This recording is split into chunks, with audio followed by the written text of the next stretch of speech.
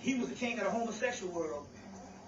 The black people bought his first stuff. That's the heat of the disco beat, and they bought the 2 tons of fun that was with him. These girls don't need no diamonds, they don't need no jewelry, they can sing. You ever heard that song? That's this brother, his Sylvester. Sylvester had enough damn sense to say, motherfucker, paint me as a damn Pharaoh. You see? Paint me as a Pharaoh. So he did his thing, he got the Horus lock on it. This is 1981 or 82.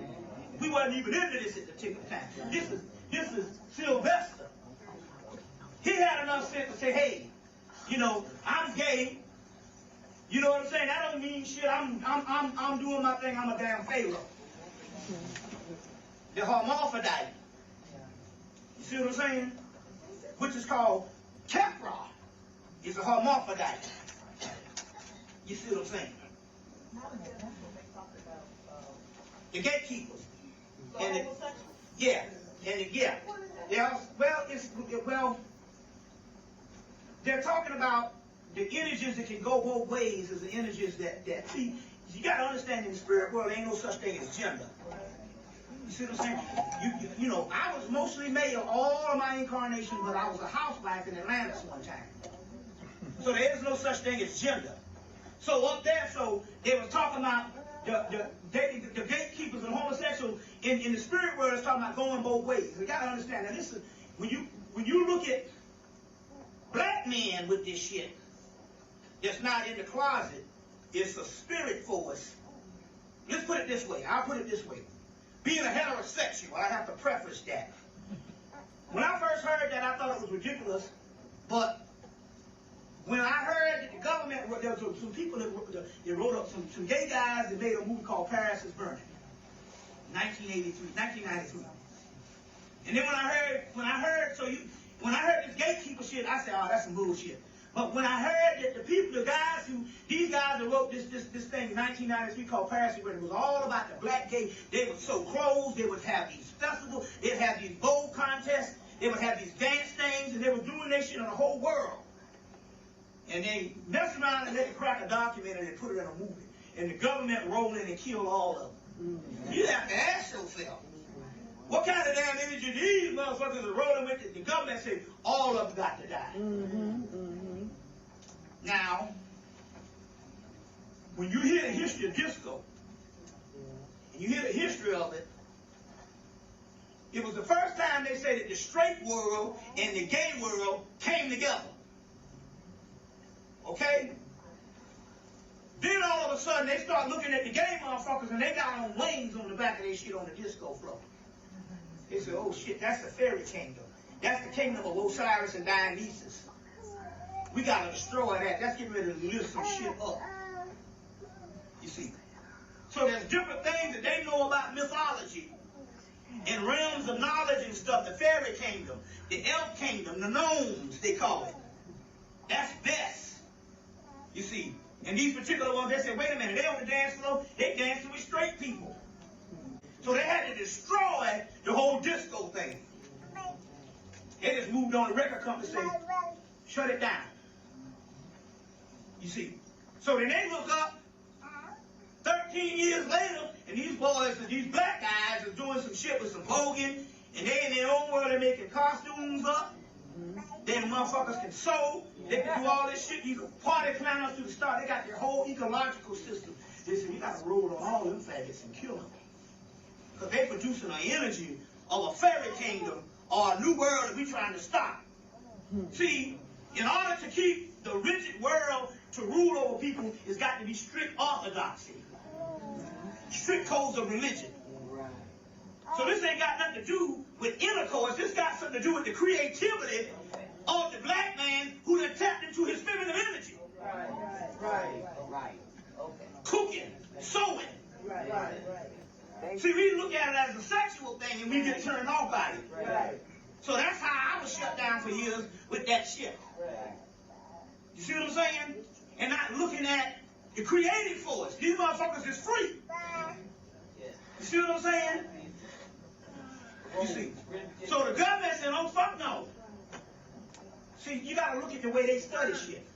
So if you look at things from the sexual level, you be like, your whole concept of a homosexual is based on Dookie love or something. So you automatically say, oh, fuck that. But that's the way I was. You know what I'm saying? It's Dookie love. I'm like, oh, no, fuck that. So that's the way I was. So that wasn't a part of my word, even in all my conscious stuff. You see what I'm saying? You get all my back stuff. You know what I'm saying? Because I was looking at it from the West Color. But then one day I said, let me watch this Paris is Burning. I said, I remember when the movie came out. And then the brother Panic called me. He said, you know they killed every last one of them brothers? I'm like, damn. The last one died in the early part of last Yeah. year. You see what I'm saying?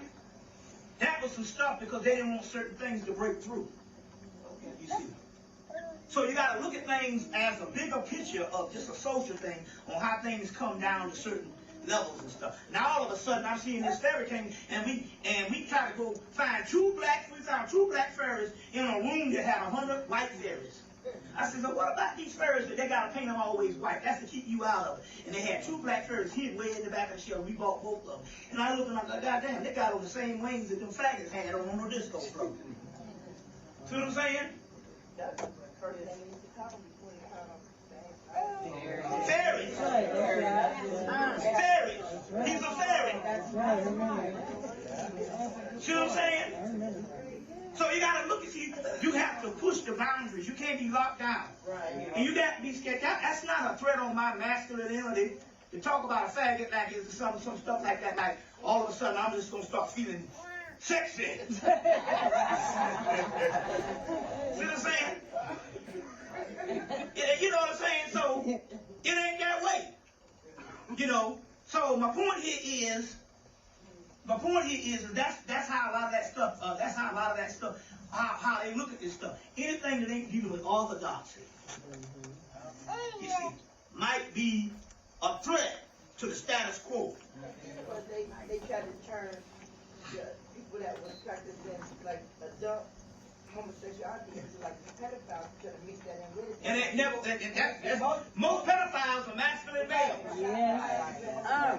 Right. They try to put that off on. Exactly. But they always want to put homosexual in the state of sexuality instead of a state of spirituality. Yeah. And that's where they resonate their powerful energy on the Exactly. spiritual level. Exactly. And most people don't want to see that because they see them as imbalanced.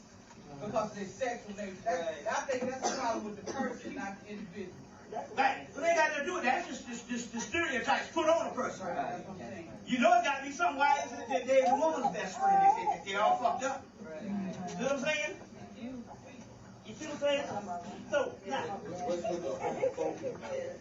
that's just the culture. That's just the culture we live in. A xenophobic focus, it's the same as sexism. See what I'm saying? It's the same as sexism.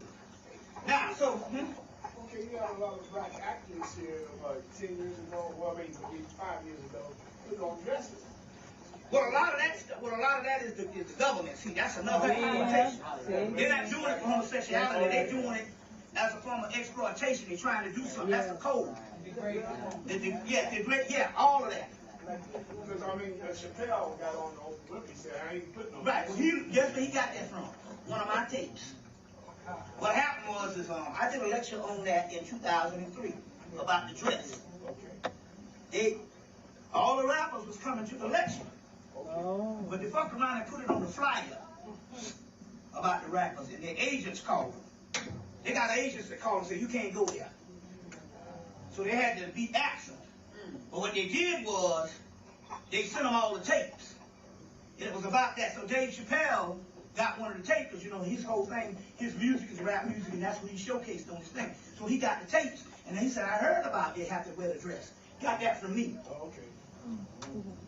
The brother Shabazz sent Nas and a couple of other ones the tape, and they gave it to Dave Chappelle. That was the government thing to put these black men dressing up. Yeah, that's a code and stuff like that. You know, they do that. That's to show your faithfulness to them. That's the ritual you got to go through. The black athlete with the rise down on. All of that stuff. That's a ritual to show your faithfulness to it. That's an old skull and bones. That's a skull and bones thing that they got to do. Not getting naked in the casket and all kind of stuff like that. So you say you have Richard Williams and Dick Buck in the wedding. Yeah, right. Right. Yeah, that's all a ritual. Okay.